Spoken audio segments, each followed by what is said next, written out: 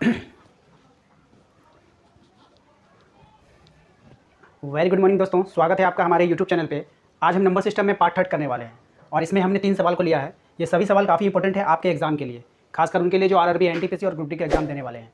देखिए, ये जो 3 नंबर का सवाल आप देख पा रहे हैं, इसी सवाल को करने के लिए सवाल नंबर 1 और सवाल नंबर 2 को लिया गया है, क्योंकि सवाल नंबर 1 और सवाल नंबर 2 के ज़रिए से ही हम 3 नंबर के सवाल को बढ़िया से समझ पाएंगे और उसे बना पाएंगे। तो चलिए ज़्यादा देर ना करते हुए क्वेश्चन की ओर चलते हैं और उसे हल करने का प्रयास करते हैं। देखिए, हमारा पहले सवाल में कहा जा रहा है कि यदि किसी संख्या का 3/4 का 1/3 का 4/5 का मान 35 है तो वह संख्या क्या है। देखिए, सवाल में आपसे कहा गया है कि किसी संख्या का, आपको संख्या पता नहीं है इसलिए आप संख्या को x मान लीजिएगा। ठीक है, आप किसी संख्या बोला है तो वो संख्या क्या है, वो संख्या आप मान लीजिए कि x है। ठीक है, फिर आपको कहा है किसी संख्या का, किस संख्या का, जिस संख्या को आपने x माना है, किसी संख्या का 3/4 यानी इसी संख्या का 3/4, इसी संख्या का 3/4। ठीक है, लेकिन जहाँ पे का आएगा ना, तो का के जगह पे आपको गुना का सिंबल देना है, यानी गुना का चिन्ह लगाना है। तो किसी संख्या का, यानी कि हमने x मान लिया है, तो x का 3/4 का के जगह में फिर गुना का चिन्ह दीजिए, 1/3 फिर का जगह में फिर से गुना का चिन्ह दीजिए, फिर 4/5, फिर आप 4/5 लिखिए और इसका मान कितना है, 35 है, यानी इसका वैल्यू आपको 35 दिया है। सिंपल है, सभी सवाल बन चुके हैं। अब आप सिंपल से इसे सॉल्व कीजिएगा। 4 से 4 कैंसिल हो जाएगा, 3 से 3 कैंसिल हो जाएगा। और इसी प्रकार जब x का वैल्यू निकालिएगा तो ये इससे क्रॉस में मल्टीप्लिकेशन हो जाएगा। ठीक है, तो ये जब इससे गुना होगा 35 गुना 5, इसका जवाब हो जाएगा 25 और 17, 175। इसका आंसर हो जाएगा 175। तो उम्मीद करते हैं कि आपको समझ में आ गया होगा। चलिए इसे हम दूसरे सवाल में और भी अच्छे से समझ पाएंगे।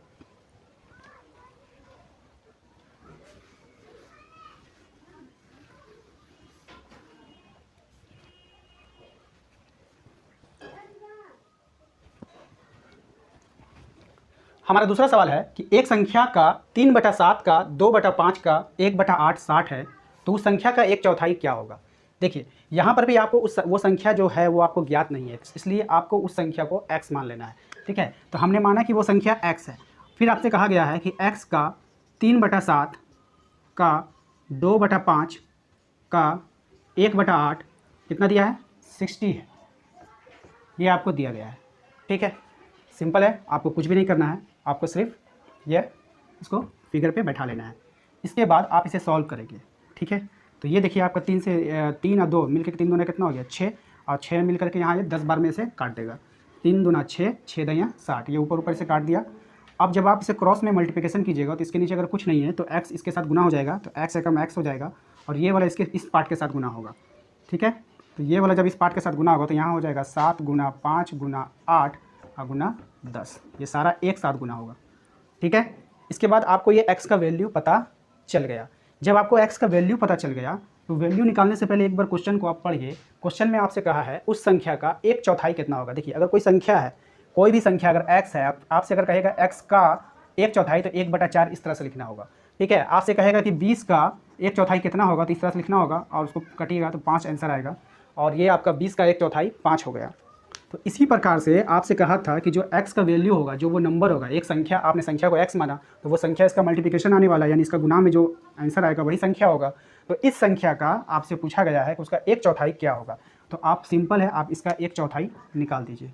आप जब इसका 1/4 निकालिएगा तो 4 नीचे चला जाएगा, आप 4 से इसको कटा दीजिए, 4 से 2 बार में। उसके बाद सिंपल है, आप इसको मल्टीप्लाई कर दीजिए, 7 पंचा 35 दूना 70 और 70 को जब आप 10 से मल्टीप्लाई कीजिएगा तो यहाँ पे हो जाएगा 700 और यही आपका आंसर होगा। उम्मीद करते हैं कि आपको समझ में आ गया होगा। समझ में नहीं आया है तो एक बार मैं फिर से रिपीट कर दूंगा।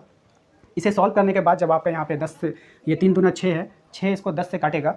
ठीक है, फिर आप इसे क्रॉस में मल्टीप्लाई कीजिएगा, x 1 से मल्टीप्लाई होगा तो x होगा और ये सारा नंबर जाकर के 10 से मल्टीप्लाई होगा। और इस संख्या का आपसे पूछा था चौथाई, तो 1/4 जब आप निकालिएगा तो ये 2 बार में कट जाएगा, तो ये 7 पंचे 35, 35 दूना 70 और 70 को जब आप 10 से मल्टीप्लाई कीजिएगा तो 700 आंसर आएगा, यानी वह संख्या का 1/4 कितना हो गया, 700। उम्मीद करते हैं कि आपको समझ में आया होगा।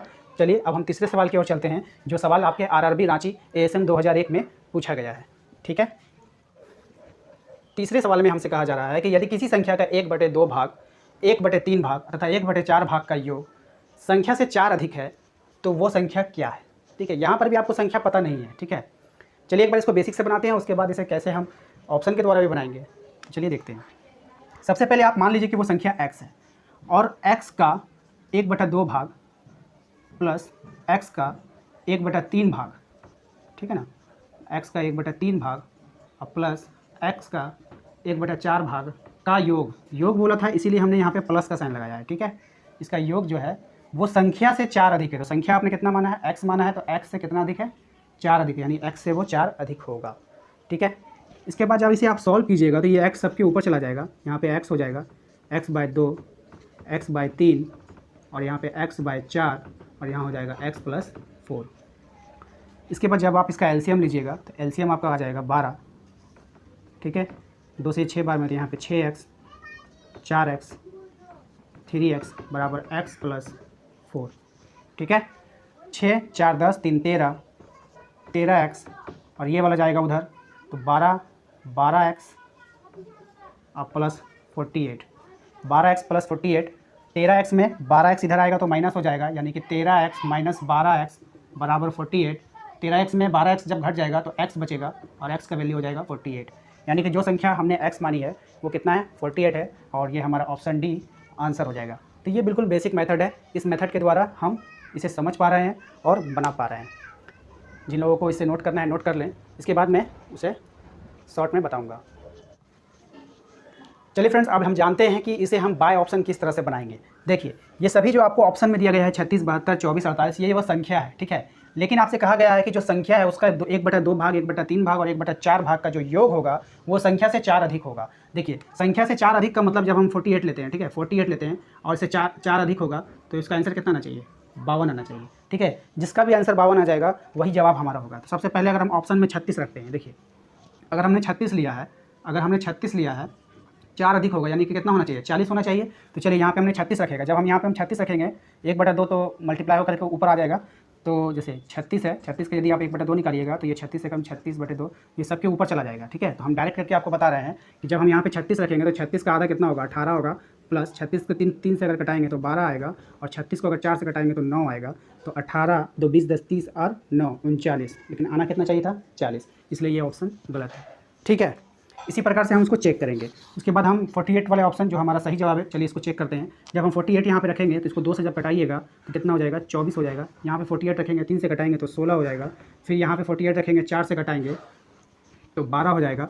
जब आप इसे जोड़िएगा 24 6 से 30 10 40, 40 10 50 और 2 52, आपका देखिए 52 आ गया।